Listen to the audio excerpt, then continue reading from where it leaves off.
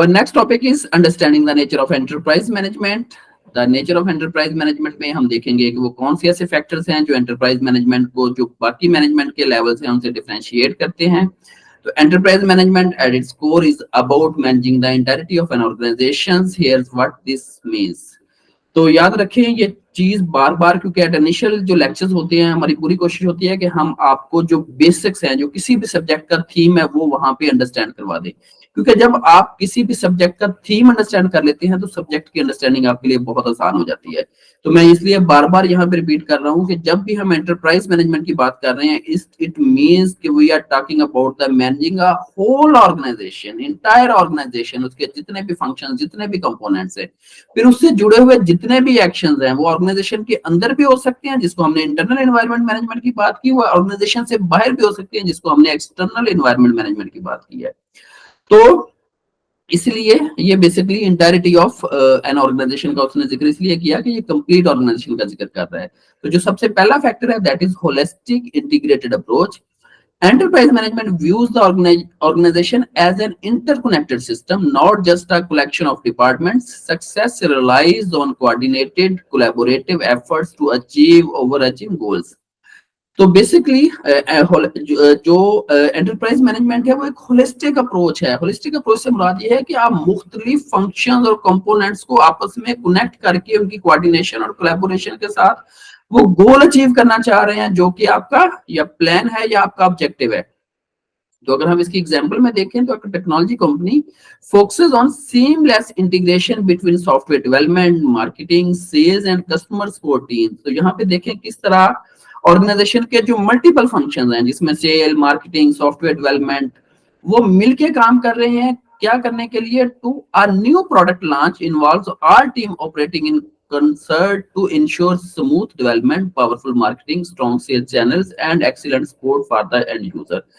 अगर वो कोई नई प्रोडक्ट लॉन्च करने जा रहे हैं तो बेसिकली ये जितने भी फंक्शंस हैं वो सारे के सारे आपस में कनेक्ट होके, आपस में अलाइन होके एक डायरेक्शन में एफर्ट कर रहे हैं ताकि वो जो ऑर्गेनाइजेशन का गोल है कि वो अपनी प्रोडक्ट को इफेक्टिवली और अपने कस्टमर तक पहुंचा पाए, वो उसको अचीव कर पाए. तो इसलिए ये एक होलिस्टिक सिस्टम है. ठीक है. और जो टॉप मैनेजमेंट है उसकी कोशिश क्या होती है कि जितने भी फंक्शन और सब फंक्शन है किसी भी ऑर्गेनाइजेशन के, जिसको हम डिपार्टमेंट्स का नाम भी देते हैं, वो सारे के सारे आपस में कनेक्टेड होकर कोलैबोरेशन के साथ काम करें और एफर्ट करें उस गोल को अचीव करने के लिए जो कि ऑर्गेनाइजेशन चाह रही है. Okay, next is strategic focus. Enterprise management establishes a clear long-term vision, defines ambitious goals, and develops robust strategies to guide the organization toward its desired future.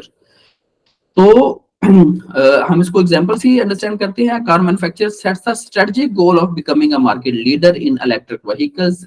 Management aligns resources towards research and development, innovative design, production of charging infrastructure, and effective marketing campaigns to achieve this their strategic vision. तो normally क्योंकि organisation में जब हम longer term की बात करते हैं, long term sustainability की बात करते हैं, एक बड़े विजन की बात करते हैं, तो जो एंटरप्राइज मैनेजमेंट है बेसिकली उसका स्कोप ही लॉन्ग टर्म है. उसका स्कोप ही दूर तक देखना है. तो एक लंबे अरसे के लिए सस्टेनेबिलिटी है. मार्केट में कंपटीशन है, मार्केट में कंपटीशन के रहते हुए जीतना है, अपने आप को वहां पे मेंटेन रखना है, कंसिस्टेंट रखना है अपनी सर्विसेज में, अपनी ऑफरिंग में, और उसको मुसलसल बेहतर करते जाना है. बेसिकली ये एक स्ट्रेटेजिक विजन होता है ताकि वो अपने कस्टमर्स का जो एक्सपीरियंस है वो बेहतर से बेहतर वो ऑर्गेनाइजेशन कर सके और अपने गोल्स को अचीव कर पाए. जैसे यहाँ पे एक कार मैन्युफैक्चरर की एग्जांपल दी गई है कि कैसे जो कार मैन्युफैक्चरर है वो चाह रहा है कि वो बेसिकली एक मार्केट लीडर हो एक स्पेसिफिक कैटेगरी ऑफ व्हीकल, जो कि इलेक्ट्रिक व्हीकल्स है. अब इस कैटेगरी या इस गोल्स को अचीव करने के लिए, क्योंकि ये एक लॉन्गर टर्म का गोल है, ठीक है, अब बहुत सारे ऐसे एक्शंस या रिसोर्सेज का अलाइन होना जरूरी है. जैसे उसमें R&D है, इनोवेशंस है, उसमें इंफ्रास्ट्रक्चर है, चार्जिंग वगैरह का, ये सारे कंपोनेंट, जब पूरा इकोसिस्टम जब अलाइन होता है तो तभी वो जो मैन्युफैक्चरर है वो अपने गोल्स में सक्सेसफुल हो पाता है. नंबर थर्ड कंपोनेंट है orchestration of resources. Enterprise management optimize the use of all types of resources, human, financial, technological, and informational. This involves ensuring skilled people are in the right roles, funds are allocated wisely, and data is efficiently used to support decision making. तो ये बिल्कुल ऐसे ही है जैसे एक जो orchestra होता है वो बेसिकली जो साज होते हैं उनके साथ खेल रहा होता है, तो इसी तरह जो मैनेजमेंट होती है वो बेसिकली रिसोर्सेज के साथ प्ले कर रही होती है। याद रखें, जो सक्सेस बहुत ज्यादा लाइक कर रही होती है वो डिसीजन मेकिंग के ऊपर कर रही होती है, ठीक है, कि मैनेजमेंट डिसीजंस कैसे लेती है, और जो मैनेजमेंट के डिसीजंस होते हैं वो रिसोर्सेज की एलोकेशन से रिलेटेड होते हैं। मैंने R&D पे कितना एक्सपेंस करना है, मैंने मार्केटिंग पे कितना एक्सपेंस करना है, मैंने किस तरह की प्रोडक्ट को लॉन्च करना है, किस तरह की प्रोडक्ट को अब मुझे स्टॉप कर देना चाहिए, कस्टमर क्या चाह रहा है, कस्टमर सर्विस से मुझे इंप्रूवमेंट्स क्या लेके आनी है।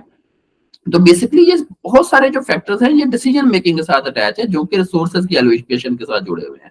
तो मैनेजमेंट बेसिकली रिसोर्सेज की एलोकेशन ही परफॉर्म कर रही होती है, और मैनेजमेंट जो जॉब भी है, जो रोल भी है, बेसिकली वो रिसोर्सेज की मैनेजमेंट का रोल है, वो रिसोर्सेज की एलोकेशन का रोल है। तो एग्जाम्पल अगर यहाँ पे हम देखें तो a retail company invest in a workforce management system to optimize employee scheduling, analyzes sales data to make strategic inventory decisions, and implements financial tracking tools to control expenditures effectively. तो एक retail company, ठीक है, जो customer को retail service देती है, देखिए वो एक सॉफ्टवेयर बाई करती है, वो सॉफ्टवेयर के ऊपर इन्वेस्ट करती है, वो अपने रिसोर्सेज एलोकेट कर रही है ना, कि एक एसेट जो था उसके पास कैश, वो उसने इन्वेस्ट किया, एक दूसरा एसेट जो कि एक सॉफ्टवेयर उसको बाई करने के लिए, और उस सॉफ्टवेयर से वो क्या एक्सपेक्ट कर रही है कि वो अपने स्टाफ की स्केड्यूलिंग, उनकी परफॉर्मेंस मैनेजमेंट, अपनी इन्वेंट्री की मैनेजमेंट, और जो अपनी बेसिकली जो बहुत सारे फाइनेंशियल डिसीजन है उनको ट्रैक कर सके इफेक्टिवली। तो उसके लिए उसने एक टूल बाय किया। तो ये की डिसीजन है जो कि मैनेजमेंट ने लिया। तो मैनेजमेंट बेसिकली इसी तरह के डिसीजन लेती है ताकि वो अपने गोल्स या ऑर्गेनाइजेशनल जो गोल्स है उनको अचीव करे। नंबर 4 है emphasis on efficiency and performance. Enterprise management prioritize operational excellence, aiming to streamline process, minimize waste, and maximize output. It includes setting performance targets and monitoring key metrics for continuous improvement. तो efficiency और effectiveness एक major जो dream है management का, कि ज्यादा से ज्यादा वो एफिशिएंट हो और ज्यादा से ज्यादा वो अपने गोल्स के लिए को अचीव करने में इफेक्टिव हो। तो इसके लिए वो मल्टीपल प्लान्स करते हैं, वो डिजाइन करते हैं, प्रोसेस को डिजाइन करते हैं, ठीक है। प्रोसेस की डिजाइनिंग से मुराद है कि कैसे जो वैल्यू है वो कस्टमर के लिए ड्राइव करनी है। फॉर एग्जांपल अगर आप एक फूड पॉइंट पे जाते हैं, आप फूड पॉइंट पे देखते हैं कि पेमेंट से लेके कस्टमर को का फूड एंजॉय करने तक का जो एक्सपीरियंस है वो एक डिजाइन है, ठीक है। और मुख्तलिफ फूड जो पॉइंट्स है आपको ये डिजाइन वहां पे डिफरेंट तरह के मिल रहे होते हैं। तो बेसिकली ये डिजाइन की खूबसूरती होती है कि वो डिजाइन कितने इफेक्टिवली डिजाइन किए गए हैं और इटसेल्फ वो डिजाइन कितने एफिशिएंट हैं। तो आप किसी भी जगह पे देखिए इस तरह जो मैनेजमेंट है बेसिकली वो प्रोसेस को, सर्विसेज के डिजाइन वो इतने इफेक्टिवली किए जाते हैं कि उससे कंट्रोल भी मौजूद रहे, ठीक है, जो मैनेजमेंट कंट्रोल करना चाह रही है, और कंट्रोल के साथ साथ बेसिकली जो गोल्स हैं उनकी अचीवमेंट में भी हेल्प हो। तो यहाँ पे अगर हम इसकी एग्जांपल देखें, manufacturing company implements lean manufacturing practices to reduce production waste, employs quality control measures to improve product consistency and track production time to optimize throughput. तो बेसिकली एक मैन्युफैक्चरिंग कंपनी ने किया क्या है कि उसने मल्टीपल मैन्युफैक्चरिंग प्रैक्टिसेस को apply किया, जिसे गुड मैन्युफैक्चरिंग प्रैक्टिसेस भी कहते हैं, कि प्रोडक्शन में वेस्ट मिनिमम हो। जैसे सिक्स सिग्मा एक वेस्ट कंट्रोल टूल है, क्वालिटी को बेहतर किया जा सके, ठीक है, और to improve product consistency. Product consistency से मतलब ये है कि आप जब भी उस प्रोडक्ट को यूटिलाइज करें, जब उसके डिफरेंट वेरिएंट को यूटिलाइज करें, तो आपको वो सेम एक्सपीरियंस ही दे रहे हो। And track production time to optimise throughput. तो ये मुख्तलिफ उन्होंने प्रिंसिपल अप्लाई किए। तो नंबर 5 है adaptability and agility. Enterprise management anticipates and response effectively to internal और external changes like shift in customer preferences, technological advancements और इकोनॉमिक फ्लक्चुएशंस।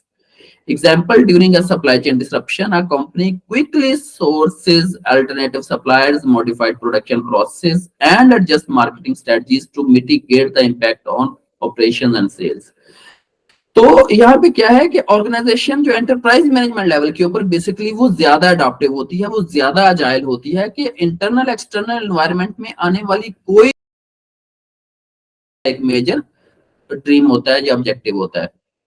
तो ऑर्गेनाइजेशन अगर अडॉप्टिव नहीं होगी तो क्या होगा कि अगर कोई भी डिस्ट्रप्शंस आ रही हैं, डिस्ट्रप्शन से मुराद ऐसी चेंजेस हैं जो कि एग्जिस्टिंग प्लेयर्स को जो मार्केट में होते हैं वहां उनको अफेक्ट कर रही होती हैं, ठीक है। जैसे कि फॉर एग्जांपल आपने नेटफ्लिक्स के आने से, क्योंकि वो लाइव स्ट्रीमिंग थी, जो एंटरटेनमेंट इंडस्ट्री थी उसमें बहुत बड़ी डिस्ट्रप्शन आई है, ठीक है।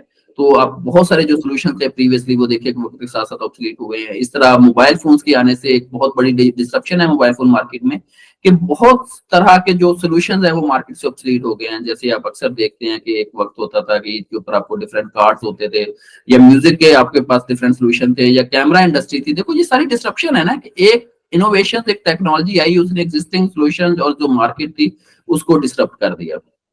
तो इस तरह की डिसरप्शंस को ऑब्जर्व करना, मॉनिटर करना, उनको रिस्पॉन्ड करना, या खुद इन डिसरप्शन को लीड करना, ये भी एक एंटरप्राइज मैनेजमेंट का एक कोर जॉब है, कि वो खुद मार्केट लीडर बन सकते हैं, वो खुद इनोवेशन लीडर बन सकते हैं, नए आइडियाज, नई टेक्नोलॉजीज वो खुद इंट्रोड्यूस करवा सकते हैं। तो ये बेसिकली 5 फैक्टर्स हैं जो कि कोर हैं, कि जो नेचर बताते हैं कि एंटरप्राइज मैनेजमेंट की नेचर क्या है।